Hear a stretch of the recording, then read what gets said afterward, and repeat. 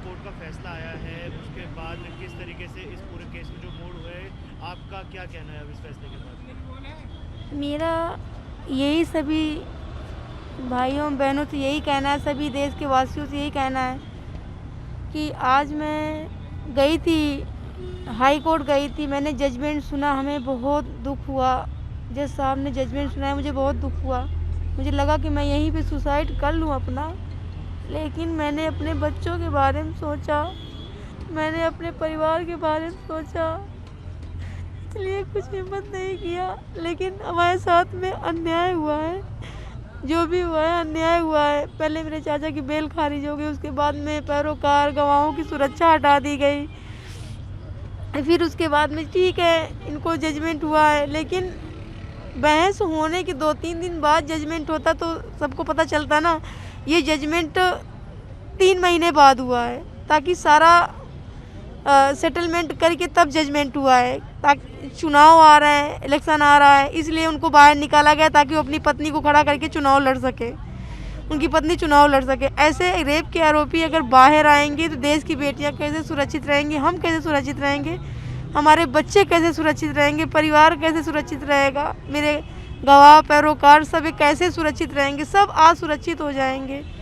हमारी घटना नहीं, बहुत देश की बेटियां हैं जो रेप करके बेटियों को मार देते हैं। क्या हमारे ज़िंदा रहने का यही मकसद है क्या कि रेप के आरोपी को बरी कर दिया गया है, कोर्ट से जमानत दे दी गई है।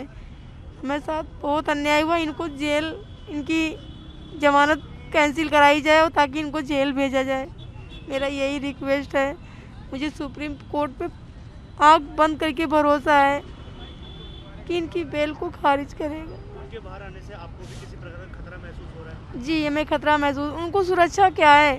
मैंने बहुत केस देखा है, बहुत हादसे देखती हूँ कि यहाँ पे विक्टिम सीआरपीएफ के जवान शहीद हो रहे हैं, मारे जा रहे हैं, मार दिए जा रहे हैं। तो मेरे साथ 5 लोग चलते हैं, उनके लिए कुछ नहीं है। अगर उन्हें ख़त्म ही करना होगा तो पूरी गाड़ी ही बम से उड़वा देंगे, क्योंकि उनके सहयोगी बहुत पावरफुल हैं, बहुत पावरफुल हैं। ब्रजभूषण शरण भी बहुत पावरफुल हैं, कुलदीप सेंगर का ही सपोर्ट करते हैं। वो सब लोग बहुत पावरफुल इंसान हैं कि उनके लिए सीआरपीएफ कुछ नहीं, देश के जवान कुछ नहीं है, कभी भी मार सकते हैं। जब मेरे पिता का साया उठाया गया, मेरे चाचा ने ऐसा क्या कर रखा, मेरे चाचा जेल के अंदर हैं, उन्होंने ना किसी बेटी को छेड़ा, ना किसी बेटी के साथ रेप किया, ना किसी बेटी के साथ गलत किया, फिर भी उस इंसान को 10 साल की सज़ा सुनवा दी। उन जिसको मारने की कोशिश किया, जैसे आरोप लगा, वो इंसान मेरे पिता को मौत के घाट उतार दिया, उसको बेल मिल गई। और जिसने एक बेटी के साथ रेप किया, उसके पिता को मौत के घाट उतरवा दिया, उसको बेल मिल गई। तो ये कहाँ का न्याय है? ये तो अन्याय हुआ है हमारे साथ में। सुप्रीम कोर्ट जाएंगे आप? जी, हम सुप्रीम कोर्ट जाएंगे। मुझे सुप्रीम कोर्ट पे भरोसा है कि रेप के आरोपी विधायक कुलदीप सिंह सेंगर की बेल खारिज करेगी, मेरा पूरा भरोसा है। सर, हमको उम्मीद नहीं है सर। जब जज ने 2 जज मिलके उनको बेल दे दिया है सर, मेरे देवर को अंदर कर रखे, मेरी सिक्योरिटी भी हटा दिया, सब तन की हटा दिया, मेरे बच्चन का खतरा है सर। हम कैसे जिएंगे, कैसे रहेंगे? सब बहन बेटियों के साथ ऐसे विधायक एमएलए के, बीजेपी के विधायक रेप करेंगे, उनको छोड़ दिया जाएगा। एक नारा यही है, बेटियों के साथ हम हमेशा न्याय के लिए लड़ेंगे और लड़ते रहेंगे। मेरे दीदी का यही कहना है, प्रियंका का, हम बेटियों बहन के साथ खड़े रहेंगे, हमेशा हमेशा न्याय की लड़ाई लड़ेंगे, पीछे नहीं हटेंगे।